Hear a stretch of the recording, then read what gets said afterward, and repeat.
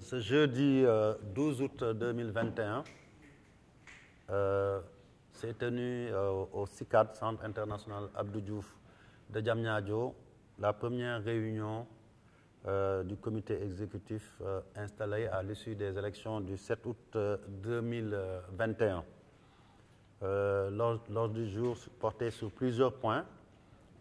Tout d'abord, la prise de contact entre les membres élus du comité exécutif et l'installation du comité d'urgence. Le deuxième point avait trait à la définition des lignes directrices de la mise en œuvre de la démarche consensuelle. Le troisième point concernait les préparatifs de la Coupe du Monde de beach soccer Russie 2021. Le quatrième point concernait le tirage au sort de la CAN Cameroun 2021 qui se tiendra en février 2021 au Cameroun.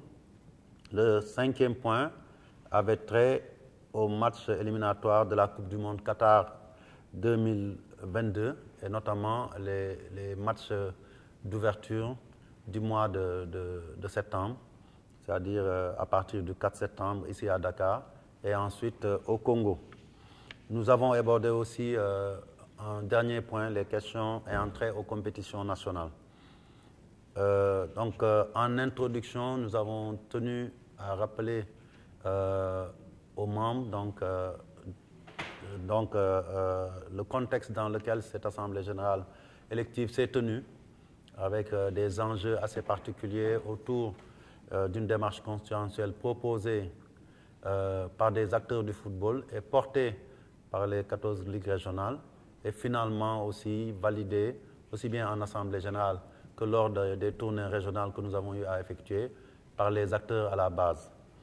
Nous avons aussi tenu à féliciter tous les membres du comité exécutif qui ont été réélus, mais aussi les nouveaux membres, tout en leur souhaitant la bienvenue dans l'instance exécutive de la Fédération sénégalaise de football. En ce qui concerne donc le point relatif à l'installation du comité d'urgence, il a été d'emblée décidé que ce comité d'urgence serait composé du président de la fédération, des 6 vice-présidents. Le 8e membre sera un président de commission qui sera choisi parmi les membres des commissions permanentes qui n'ont pas encore été installées. En ce qui concerne le deuxième point de l'ordre du jour, il s'agissait en droite ligne des résolutions qui ont été prises pendant la période de campagne électorale, mais surtout lors de l'AG du 7 août, de définir donc les lignes directrices de la mise en œuvre de la démarche consensuelle qui a prévalu. Et à ce niveau-là, donc, après des débats fructueux et des rappels sur les nécessités pour notre comité exécutif, tout en exécutant son programme global sur le mandat de 4 ans, de mettre en exergue, en surbrillance, les engagements qui ont été pris au titre du consensus. Et à ce niveau-là, nous devons saluer les décisions importantes qui ont été prises. La première a trait à la révision générale des textes fédéraux. À ce niveau, ce principe a été validé par le comité exécutif à la suite de l'Assemblée générale du 7 et il a été décidé aussi de mettre en place 2 commissions très importantes puisque nous avons décidé de mettre en œuvre immédiatement cette disposition qui concerne la révision de nos textes. C'est ainsi que la première commission est la commission de révision des textes, comme je l'ai dit. Cette commission a pour membre donc M. Thierno Kosso Diané, président, Maître Pape Sidilo, rapporteur, et comme membre, M. Abdoulaye Cissé, et membre du comité exécutif, et M. Victor Sis, secrétaire général. Cette commission a pour mission principale de définir les termes de référence de la révision générale en l'étendant au texte de tous les démembrements de la Fédération et particulièrement à la Ligue professionnelle, de proposer des membres du groupe d'experts qui vont travailler à la définition, à l'identification des axes de modification des statuts et des différents textes réglementaires, à la fixation d'une feuille de route claire dans le délai prévu de 12 mois qui a été fixé lors de l'Assemblée générale. Et toutes ces décisions et tout ce travail-là sera fait sous la supervision et l'autorité du président de la Fédération sénégalaise de football. Le délai imparti pour la définition des TDR et la proposition des membres du groupe d'experts sera de 15 jours renouvelables. Donc la deuxième commission qui a été proposée sera chargée de procéder à la rédaction et à la proposition au comité exécutif d'un règlement de gouvernance. Cette commission jouera un rôle important puisqu'il s'agira rien moins que d'innover dans ce domaine-là, parce que jusqu'à présent, notre fédération ne s'était jamais donné des textes relatifs à la bonne gouvernance. Et c'est pour cela qu'à ce niveau-là, nous avons pensé que cette commission aurait un travail qui serait double, c'est-à-dire proposer et rédiger donc un projet de règlement de gouvernance de la FSF, mais aussi proposer un texte pour arrêter la composition et les missions de la direction du contrôle de la gestion, aussi bien des clubs professionnels qu'amateurs et des autres démembrements du football sénégalais, afin qu'une meilleure maîtrise des règles de gouvernance à tous les échelons du football puisse être mise en place. Cette commission a pour membre M. Abdoulaye Fall comme président, M. Omar Gueye Ndiaye comme rapporteur, M. Mam Ademoundour qui sera donc membre, et donc au titre de l'administration, il y aura M. Mapate Gaye, directeur financier de la Fédération sénégalaise de football. À ce niveau-là, tout le travail sera fait sous la supervision, encore une fois, et l'autorité du président de la Fédération. Il a été notamment retenu que ces modifications, ces révisions, mais aussi ce travail sera logiquement soumis à la tutelle administrative de l'État, dont nous sommes délégataires de pouvoir à travers le ministère des Sports et éventuellement le Comité national olympique qui peut donner un avis si nous le souhaitons. Mais de notre côté aussi, sous l'égide de la FIFA en tant qu'instance faîtière du football, puisqu'il est clair que toute révision doit recevoir l'assentiment des instances internationales du football, conformément au texte de la FIFA qui nous régissent. Une fois que ces points-là ont été retenus, donc un délai aussi est fixé à cette commission de gouvernance qui sera quand même de la même durée, 15 jours renouvelables, parce qu'il a été noté l'urgence de procéder à ces réformes comme étant prioritaire pour la bonne marche de notre fédération pour les 4 prochaines années. Le deuxième point de l'ordre du jour avait trait à la mise en œuvre de la résolution de l'AG du 7 août 2021 sur l'élargissement du CE à des personnes ressources. Comme on le sait, donc, sur proposition, l'Assemblée générale avait voté une résolution dans ce sens-là. Et dans l'esprit bien compris du consensus, et dans ce cadre, le comité exécutif a décidé de coopter comme membre pour participer aux réunions et au travail des différentes commissions du comité exécutif, messieurs Louis Lamotte, monsieur Mbaye Diouf Dia, monsieur Eliman Lam, monsieur Amara Traoré, monsieur Lat Diop, monsieur Aliou Dabo, monsieur Samsidine Diata et monsieur Babacar Ndiaye. Outre ces personnes, bien entendu, le représentant de l'association des entraîneurs et éducateurs de football du Sénégal, qui siégeait depuis 2 ans en tant que coopté, reprendra sa place.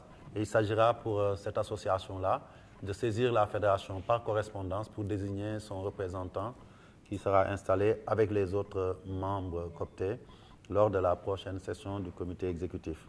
Sur le plan des compétitions internationales, le troisième point à l'ordre du jour, nous avons passé en revue les activités en vue dans l'immédiat.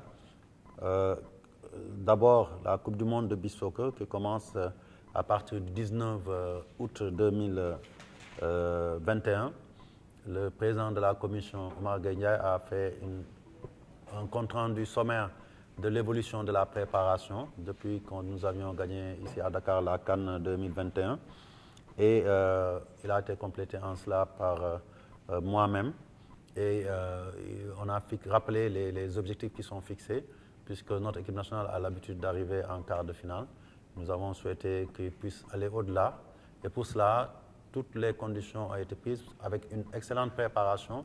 Ils joueront sur place en Russie 2 matchs de préparation avec des équipes qui ont déjà été choisies, le Paraguay et le Japon. Ça montre que quand même rien n'a été négligé. Et ensuite, tout ce qui est motivation a été pris en charge. Aujourd'hui, la fédération a dû libérer, donc, avant qu'ils partent, il y a quelques jours, donc, la prime de participation de 1 million. Et à chaque stade de la compétition, des primes d'objectifs sont fixées jusqu'en finale. Étant entendu que pour la finale, je pense que s'ils arrivent en finale et qu'ils gagnent éventuellement un trophée, je pense que cette prime-là sera laissée au libre arbitre de l'autorité, qui est le chef de l'État. Pour ce qui concerne la CAN Cameroun 2021, qui se jouera en janvier-février prochain, il a été question de la cérémonie de tirage au sort qui se tiendra le 17 août prochain à Yaoundé. Une délégation a été choisie il y a plusieurs semaines de cela pour nous représenter. C'est une délégation, je dirais, composée de techniciens, mais aussi d'administratifs et de représentants du ministère. Parce qu'il ne s'agira pas seulement d'aller assister à ce tirage au sort, il s'agira d'anticiper sur la prospection, et parce qu'on sait qu'au Cameroun, avec 24 équipes, il y aura beaucoup de difficultés à régler en amont. Comme nous avons l'habitude de le faire depuis quelques années, nous sommes dans l'anticipation avec l'État et toutes les dispositions sont prises pour que cette prospection permette d'anticiper sur beaucoup de questions, que sont l'hébergement, l'organisation sur place, du séjour, mais aussi un bon confort pour notre équipe nationale pour qu'elle soit mise dans les conditions optimales de performance. Le point qui a été abordé au niveau des compétitions internationales touche bien entendu aux éliminatoires de la Coupe du Monde 2022. On le sait, retourner en Coupe du Monde pour la deuxième fois successive après celle de 2018 est d'une importance capitale pour le football sénégalais. Et on veut se doter des moyens pour se qualifier. Et pour cela, il faut bien débuter ces compétitions qui commencent dès la fenêtre FIFA. Nous jouons déjà à Dakar dès le 3 septembre. Donc, et à ce niveau-là, je pense qu'il est important de dire que certaines questions qui nécessitaient des éclairages, comme le statut de notre terrain, ont été abordées. Nous avons rendu compte de la visite d'inspection du représentant de la CAF en vue de l'homologation. Nous avons bon espoir qu'une décision favorable sera rendue. Et ensuite aussi, nous avons rendu compte de la réunion paritaire qui s'est tenue entre le ministère des Sports et la Fédération pour, bien entendu, préparer le match à domicile contre le Togo, mais aussi dans la foulée le match contre le Congo à Brazzaville, étant entendu que le dispositif habituel va être reconduit avec une préparation optimale ici à domicile, avec tous les aspects qui seront maîtrisés pour pouvoir jouer dans les meilleures conditions et gagner le premier match avant de voyager, comme nous avons l'habitude de le faire, en vol spécial, avec l'aide de l'État, mais aussi de nos partenaires comme Air Sénégal ou d'autres partenaires, pour pouvoir rallier le plus vite possible le Congo afin d'assurer sur ces 2 matchs le maximum de points possibles pour nous mettre sur l'orbite de la qualification au prochain tour, celle des phases de barrage. C'est toutes ces dispositions-là qu'il y avait lieu de rappeler, étant entendu qu'aujourd'hui, en ce qui concerne ces compétitions, le Sénégal a l'ambition de bien figurer et pourquoi pas de gagner. Et nous avons terminé donc cette réunion sur les questions relatives aux compétitions nationales. À ce niveau, nous avons abordé la poursuite des compétitions. D'abord, les qualificatifs à la montée en National 2. Les clubs issus, les meilleures équipes des ligues et championnats régionaux doivent jouer leur championnat, leur barrage pour pouvoir désigner les équipes qui vont monter en National 2. C'est déjà programmé à partir de ce week-end. Et en ce qui concerne la Coupe du Sénégal, le comité exécutif a réitéré sa volonté de terminer la Coupe du Sénégal pour éviter 2 années de suite sans cette prestigieuse compétition qui est dotée du trophée du chef de l'État.